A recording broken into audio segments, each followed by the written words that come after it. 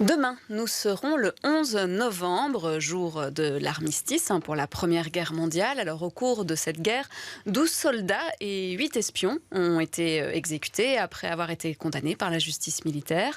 Mais c'est surtout au cours de la Deuxième Guerre mondiale que les exécutions des collaborateurs ont eu lieu.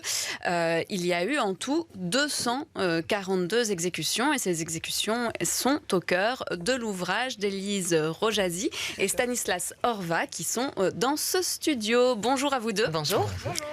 Alors, voilà, est-ce que ces 242 exécutions, finalement, c'était une exception dans l'histoire de la Belgique et dans sa pratique de la peine de mort qui était toujours, en fait, inscrite. Ce n'est qu'en 1996, en fait, que la peine de mort a été retirée du code pénal. Mais ça faisait un petit moment, quand même, qu'on n'avait pas exécuté, à part cette phase de la Première Guerre mondiale dont j'ai parlé au début. Effectivement, les dernières exécutions avaient eu lieu, ou la dernière exécution, en 1863, après quoi les ministres de la Justice successifs ont adopté comme principe nous n'exécutons plus les peines de mort. Sauf, comme vous l'avez dit, les quelques exécutions de Première Guerre mondiale et les 242 exécutions fin de la Deuxième Guerre mondiale. Alors, on le voit, il y a quand même beaucoup, j'ai montré le livre. Quels étaient en fait les principaux motifs des condamnations ? En fait, ceux qui ont été condamnés, pour la plupart, étaient des gens qui avaient commis plusieurs formes de collaboration. Alors, très exceptionnellement, on en a exécuté qui avaient juste une forme de collaboration, et essentiellement à ce moment-là la collaboration militaire.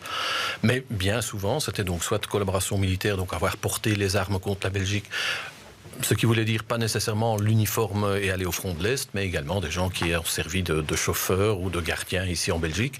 On a considéré cela aussi comme étant des gens qui ont porté les armes contre la Belgique. Mais ceux qui ont été condamnés et exécutés, c'était quasiment tous des gens qui avaient donc non seulement porté l'uniforme, mais en plus avaient collaboré à des faits de crimes. Donc la plupart d'entre eux avaient du sang aux mains. Oui, et puis après il y a les dénonciations aussi. C'était des gens qui, comme je le dis, avaient du sang aux mains dans la mesure où les gens qui ont été dénoncés ont la plupart du temps été déportés et ne sont jamais revenus. Et puis les condamnations politiques aussi.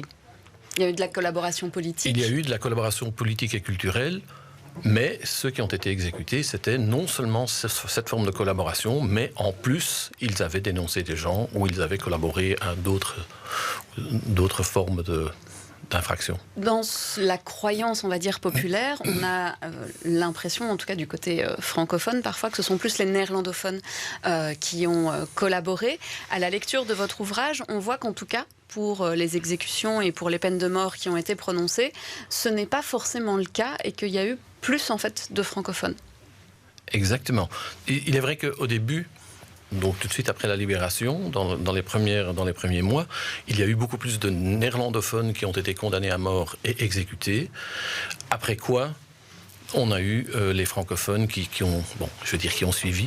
Et en fin de compte, on a eu, de mémoire, j'arrondis les chiffres, environ 130 francophones et 110 néerlandophones, alors que nous savons qu'il y a plus de néerlandophones que de francophones dans la population. Donc il y a effectivement une surreprésentation de francophones, mais cela a de nouveau à voir avec ce sang aux mains. Vous avez la bande rexiste qui a commis les horreurs à Courcelles.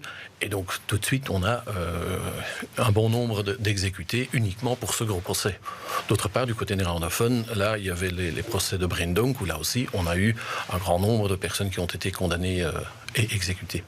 Alors, c'est vrai que là, on parle dans votre ouvrage de 242 exécutions, mais il y a aussi eu des personnes qui ont été graciées.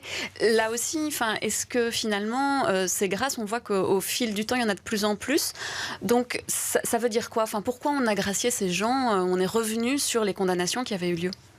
Alors c'est vrai qu'au total, on a environ 1250 personnes qui ont été condamnées à mort et sur ces 1250, donc les 242 personnes qui ont été exécutées. Donc on voit qu'il y a quand même une proportion de 18% d'exécutés et donc de 82% de personnes qui ont été graciées. Alors en termes de chronologie, on voit qu'avant avril 1946, tous les dossiers de demande de grâce ont été rejetés. Donc toutes les condamnations à mort sont exécutées. Et après avril 1946, en fait, on voit la mise en place d'une politique de clémence, de ce qu'on appelle de liquidation de la répression. Et donc, à partir de ce moment-là, on va gracier de plus en plus. Et en fait, après 1948, on voit qu'il n'y a presque plus d'exécutions. Il n'y en aura plus que 12 parce que les esprits sont de plus en plus démobilisés. On va demander de moins en moins, l'opinion publique et au niveau politique, on va de moins en moins vouloir exécuter ces peines. Mais donc c'est ça, c'est vraiment en fait c'est l'opinion publique. Vous avez l'impression, vous avec ces recherches très pointues que vous avez faites, que l'opinion publique demandait ces exécutions et que c'était une manière aussi bien pour l'armée que pour les pouvoirs politiques et les différents ministres de la justice, parce qu'il y en a eu beaucoup à cette époque-là qui se sont succédés. Il y a une grande instabilité gouvernementale juste après-guerre. Est-ce que finalement, c'est l'opinion publique qui a dicté leur conduite et c'était une manière pour eux de se racheter ? Alors, dictée peut-être pas, mais en tout cas, l'opinion publique est clairement prise en compte, surtout dans les premiers mois, voire jusqu'en tout cas en avril 1946.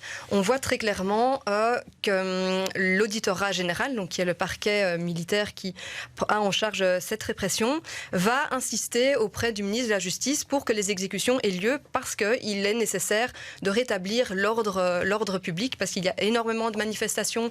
L'opinion publique réclame ces exécutions. Et donc, on voit clairement que l'auditorat général plaide dans ce sens-là.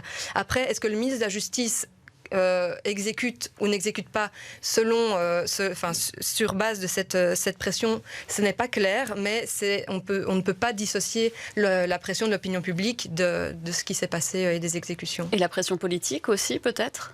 La pression politique, alors au Parlement, certains partis, surtout le Parti socialiste, communiste, va en effet soutenir la voix du peuple, et en particulier des anciens combattants, des anciens résistants, des prisonniers politiques, etc. Et est-ce que vous avez l'impression que ces exécutions, elles ont permis quelque part quand même de régler cette question de la collaboration, de l'héritage au niveau de la population, finalement, ou pas ?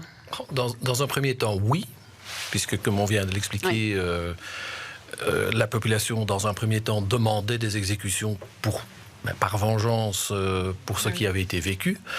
Après quoi, plus la guerre est plus loin, moins on veut encore voir ces exécutions et être de nouveau confronté à ces éléments. Après quoi, évidemment, il y a eu cet héritage historique, si je puis dire, dans la population qui veut que ces exécutions, c'est surtout du côté de certains groupements néerlandophones qui disent c'était toutes des victimes de la Belgique. C'est la justice belge ou le gouvernement belge qui les a exécutés, alors que ce n'était que des gens qui ont fait ce qu'ils pensaient être mieux pour la Flandre, par exemple. Est-ce qu'avec le recul aujourd'hui, on peut se rendre compte de ce qu'a pu penser la population après ces 242 exécutions ? Dans quel sens ? Est-ce que la population, elle a émis, je ne sais pas moi, certaines revendications par rapport à ça, a donné son avis quelques années plus tard ? Est-ce que vous êtes allé jusque-là ou vous êtes arrêté au moment des exécutions ? Nous sommes... Vous êtes arrêté au moment des exécutions ? Oui. D'accord. Ok. Et aujourd'hui, de sortir cet ouvrage, c'était encore important pour... vous avez l'impression que ce n'était pas complètement réglé, la question ? Alors, en fait, on a eu à disposition des nouvelles sources qui, jusque-là, étaient restées quelque part dans les caves du palais de justice. Et donc, c'est grâce à un nouvel apport de sources au niveau des archives de l'État qu'on a pu avoir un nouvel angle d'approche, une vue plus complète, en fait, grâce à ces documents qui n'avaient pas encore pu être vraiment explorés par les historiens. Donc, oui, on a pu avoir un regard un peu plus renouvelé sur la question grâce à ces nouvelles archives. Eh bien, en tout cas, voilà, si l'histoire de notre pays et de la Seconde Guerre mondiale, avec en particulier ces 242 dernières exécutions en Belgique, vous intéresse, c'est un ouvrage particulièrement fouillé, en tout cas, qui apporte évidemment quelques réponses. Merci beaucoup, Élise Rojoisy, et Stanislas Horva d'être venus donc nous parler de cet ouvrage et de vos recherches dans ce studio. Merci beaucoup. Merci à vous.